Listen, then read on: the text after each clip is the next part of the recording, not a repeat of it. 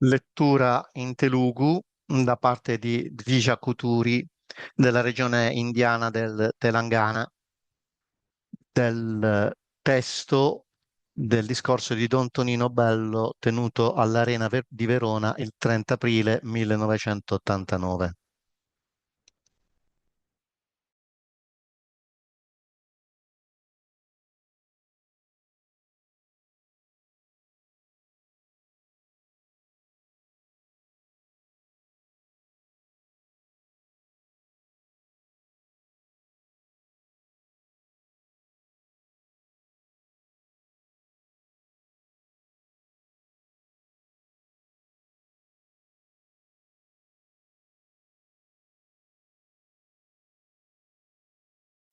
సమాధానకర్తలారా లేచి నిలవబడండి, మీరు దేవుని బిడ్డలని పిలువబడతారు. బేసిల్లో జరిగిన ఎక్యుమెనికల్ అసెంబ్లీకి ముందు రోజు ఏప్రిల్ 30, 1989న వెరోనా అరీనాలో ఫాదర్ టొనినో బెల్లో చేసిన ప్రసంగం.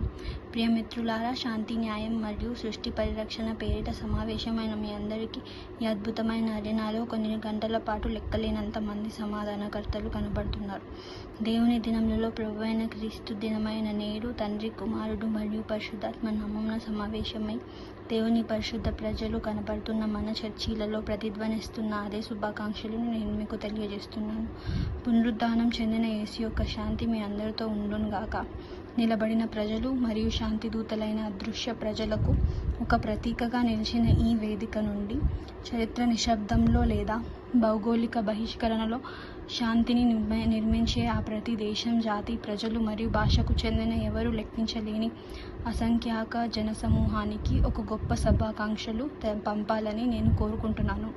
జనసమూహములలో లేదా ఎడారుల ఏకాంతంలో, అమెజాన్ అడవులలో లేదా మహానగరాల అమానవీయ సుడిగుండంలో, ఆసుపత్రి పడకపై లేదా మఠం యొక్క ఏకాంతంలో, ప్రపంచ విలువలను స్వీకరించే నర్సరీ పాఠశాల యొక్క పరిశ్రమలో లేదా మన నల్లజాతి సోదరీమణుల పట్ల ఆదరణ వైఖరి వల్ల కలిగే వేదనలో అది దృఢంగా నిలబడే ఒక విశాలమైన ప్రజల సమూహం. ఎందుకంటే శాంతి ప్రజలు లొంగిపోయిన ప్రజలు కాదు, అది ప్రకటన గ్రంథంలోని ప్రజల వలె దృఢంగా నిలబడే ఒక పస్కా ప్రజలు. వాళ్ళందరూ సింహాసనం ఎదుట మరియు గొర్రెపిల్ల ఎదుట నిలువబడ్డారు. దేవుని సింహాసనం ఎదుట నిరంకుశుల కుర్చీల ముందు కాదు, లేదా లోహ విగ్రహాల ముందు కాదు, మరియు గొర్రెపిల్ల ముందు లౌకిక శక్తులచే పీడింపబడిన వారందరికీ ప్రతీక. భూమిపై బాధితులందరికీ ప్రతీక. జాతి వివక్షకు గురి అయిన వారందరికీ ప్రతీక. తమ అత్యంత ప్రాథమిక మానవ హక్కులు ఉల్లంఘింపబడిన వారందరికీ ప్రతీక. శాంతిని కోరుకునే ఈ అదృశ్య ప్రజలకు వెరోనా అరీనా నుండి మా సంఘీభావం అందాలని కోరుకుంటున్నాం. అంతేకాకుండా మా ప్రోత్సాహం కూడా. ధన్యులు అనే పదాన్ని నిలువబడండి అనే పదంతో భర్తీ చేసే అనువాదం ప్రకారం ధన్యవచనాలలోని మాటలతో శాంతి దూతలారా నిలువబడండి, మీరు దేవుని బిడ్డలని పిలువబడతారు.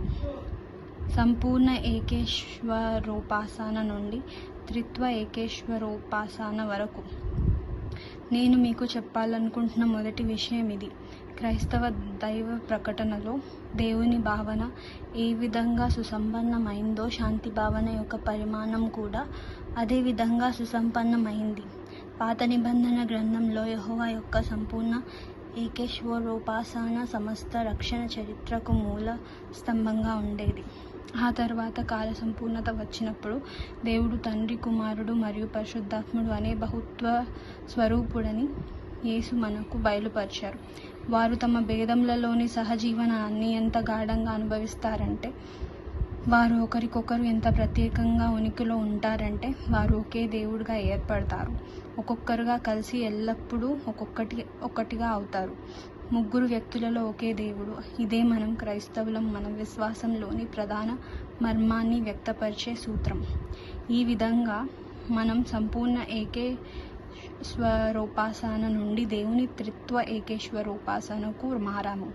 శాంతి విషయంలో కూడా ఇదే జరిగింది. మన కాల సంపూర్ణతను చేరుకున్నాము మరియు నేటి శాంతి అనేది న్యాయంతో, సృష్టి పరిరక్షణతో విడదీయరాని విధంగా ముడిపడి ఉందని దృఢ విశ్వాసం మన మనస్సాక్షిలో ఉదయించింది. ఒక రకంగా చెప్పాలంటే మనం సంపూర్ణ ఏకేశ్వరోపాసన నుండి శాంతికి సంబంధించిన త్రిత్వ ఏకేశ్వరోపాసనకు మారాము. సంపూర్ణ ఏకేశ్వరోపాసన నుండి శాంతియుత త్రిత్వ ఏకేశ్వరోపాసన వరకు ఇదంతా అపవాదుకు దారితీస్తుంది. యేసు తనను తాను దేవుని కుమారుడని ప్రకటించుకున్నప్పుడు ఎలాగైతే అపవాదుకు గురయ్యాడో అలాగే ఎంతగా అంటే ఆయన చంపబడ్డాడు. శతాబ్దాలుగా మన చర్చిలలో మనం శాంతి గురించి మాట్లాడినంత కాలం ఎవరు నిరసన తెలపలేదు. దేవుని వాక్యం ఆధారంగా శాంతి మరియు న్యాయానికి మధ్య ఉన్న సన్నిహిత సంబంధం కనుగొనబడినప్పుడు శక్తిమంతులు నిందల వర్షం కురిపించారు. ఆ ప్రవక్త రాజుపై ఆధిపత్యం చెలాయించాలనుకున్నాడని చెప్పబడింది. ఎలాగైతే పిలాతు విచారణ సమయంలో యేసు సీజర్పై ఆధిపత్యం చెలాయించాలనుకుంటున్నాడని జనం ఆరోపించారో అలాగే శాంతిని గూర్చిన చర్చను, తద్వారా యుద్ధం గురించిన చర్చను ప్రపంచాన్ని శాసిస్తున్న వికృత ఆర్థిక వ్యవస్థ, లాభాల గరిష్ఠీకరణ, మూడవ ప్రపంచ దేశాల అప్పు, ఉత్తర దక్షిణ దేశాల మధ్య పెరుగుతున్న విభజన, మానవ హక్కుల నిరంతర ఉల్లంఘనల గురించిన చర్చలతో ముడిపెట్టడం అంటే లాభదాయకమైన మూర్ఖుల పాత్ర పోషించడమేనని వాదించబడింది. ఈ విధంగా దేవుడే స్వయంగా శాంతితో పాటు దాన్ని సహజ భాగస్వామిగా ఉంచిన న్యాయం దురదృష్టవశాత్తు యుద్ధంతో పాటు ఒకే విశేషణంగా ఉంచినప్పుడు కూడా అపవాదు కంటే ఎక్కువ అవమానాలనే రేకెత్తిస్తూనే ఉంది. ఎంతగా అంటే మనం ఇప్పటికీ న్యాయమైన యుద్ధమని మాట్లాడుకుంటున్నాము.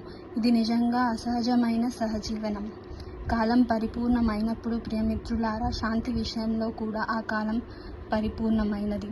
మరియు కాలం పరిపూర్ణమైనప్పుడు మన సమాధానకర్త అయిన యేసు మన న్యాయమైన దేవుని పితృత్వాన్ని మనకు బయలుపరిచారు మరియు ప్రతి జీవికి జీవాన్నిచ్చే ప్రభువైన ఆత్మను కూడా మనకు బయలుపరిచారు.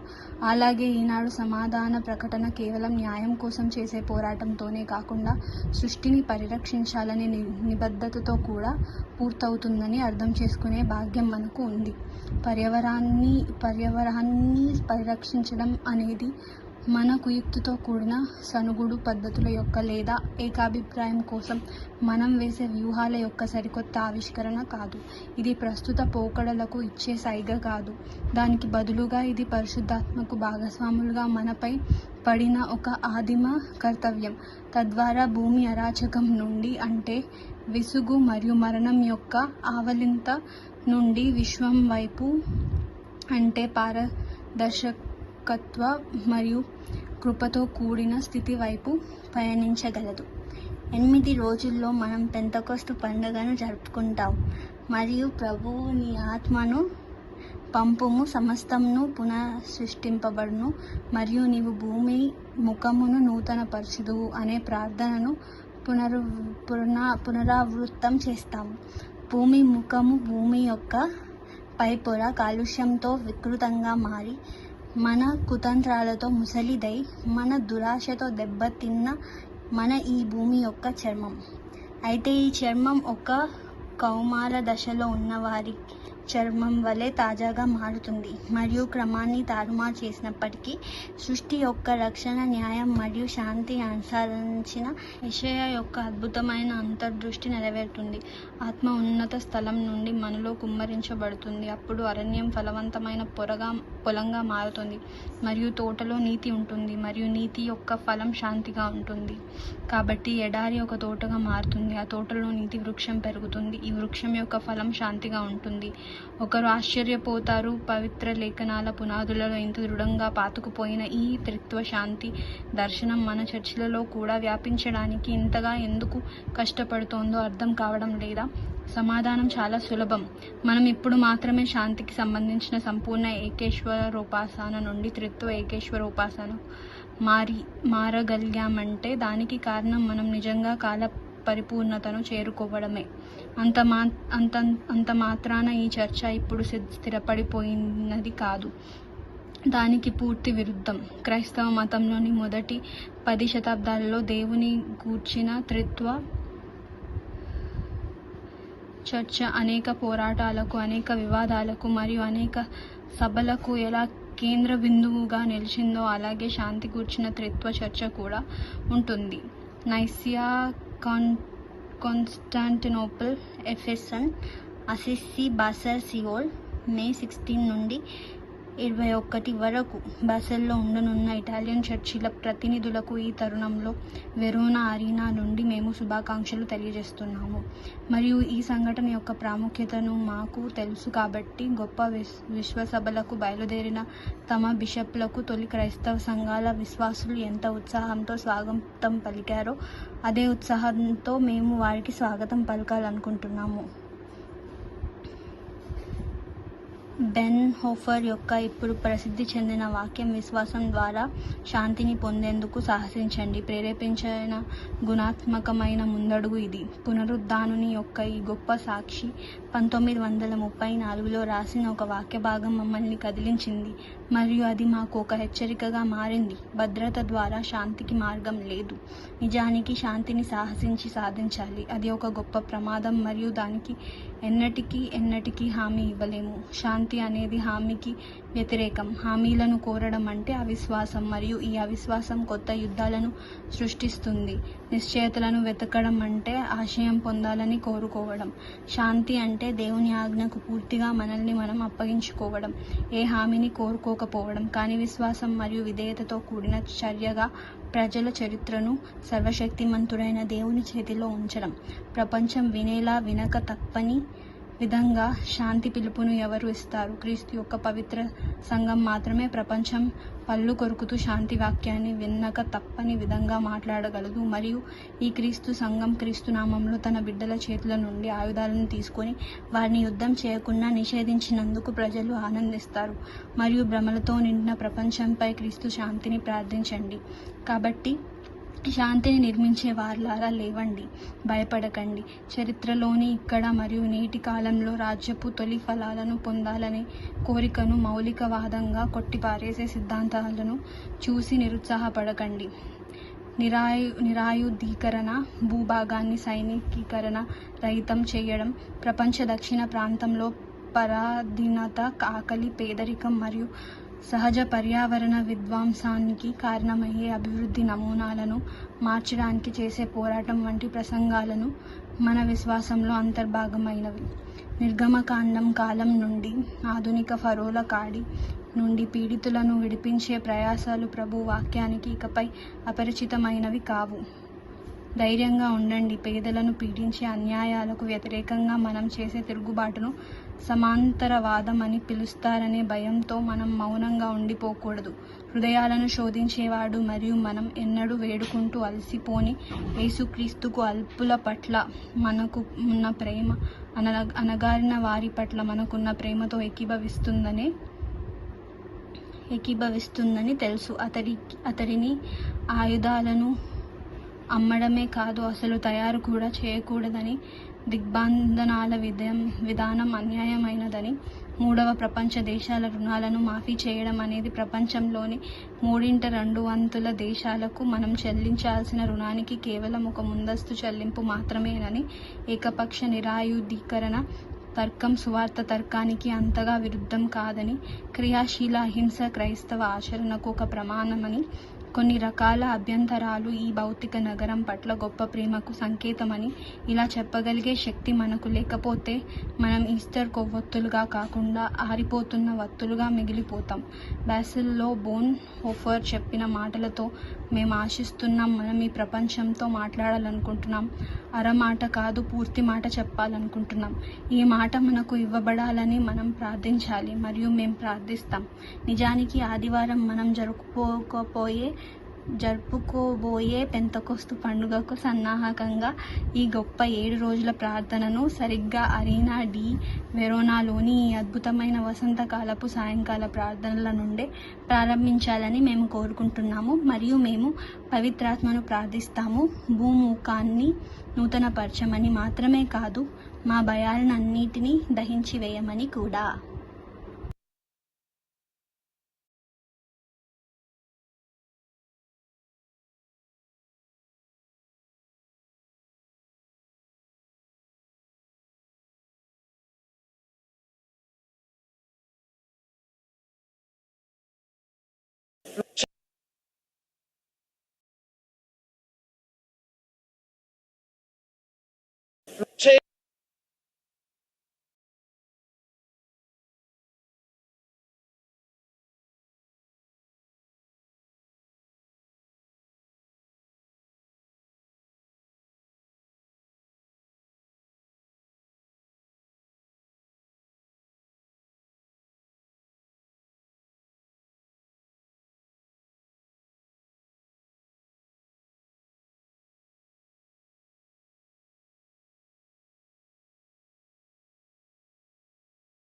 C'è una fondazione sui plinti saldi della teologia. Ho detto siamo giunti alla pienezza dei tempi. Vedete, finché per secoli e secoli nelle nostre chiese abbiamo parlato di pace, nessuno ha contestato pace, il monoteismo assoluto della pace. Quando sulla scorta di Isaia si è scoperta la stretta parentela che c'è tra la pace e la giustizia, si sono scatenate le censure dei potenti. Si è asserito e si continua ad asserire che collegare il discorso sulla pace e quindi il discorso sulla guerra con i discorsi sull'economia perversa che domina il mondo, sul profitto, sulla massimizzazione del profitto, sui debiti del terzo mondo, sulla crescente divaricazione tra i nord della terra e i sud, significa fare la parte degli utili idioti. La giustizia collocata da Dio stesso accanto alla pace desta più sospetto di quanto non desti scandalo collocata accanto alla guerra, tant'è che si parla ancora di guerra giusta. Questo sì che è principio di adulterio.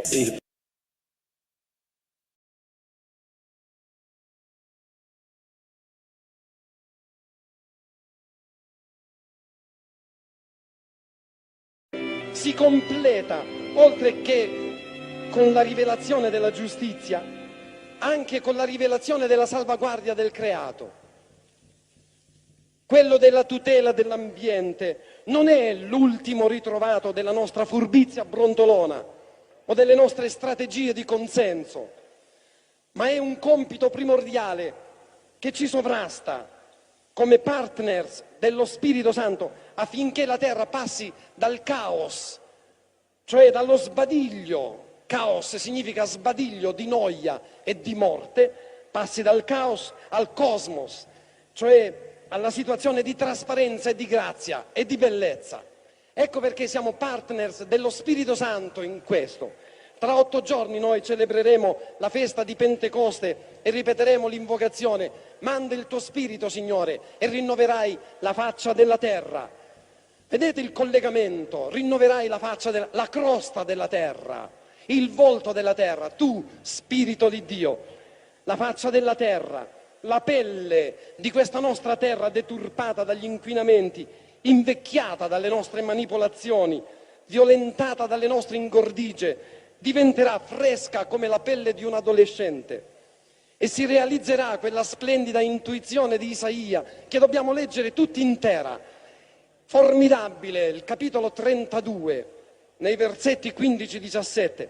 Isaia, che addirittura, invertendo l'ordine, aveva collegato insieme salvaguardia, giustizia e pace. Sentite, che è una rivelazione anche per chi da tempo e tempo legge la Bibbia. Dice Isaia: sarà infuso uno spirito dall'alto. Allora il deserto diventerà un giardino e la giustizia regnerà nel giardino e frutto della giustizia sarà la pace. È bellissimo. Viene lo Spirito di Dio, il deserto diventa un giardino, nel giardino spunta l'albero della giustizia e frutto della giustizia è la pace. Invertiti i 3 elementi, però è una visione straordinaria.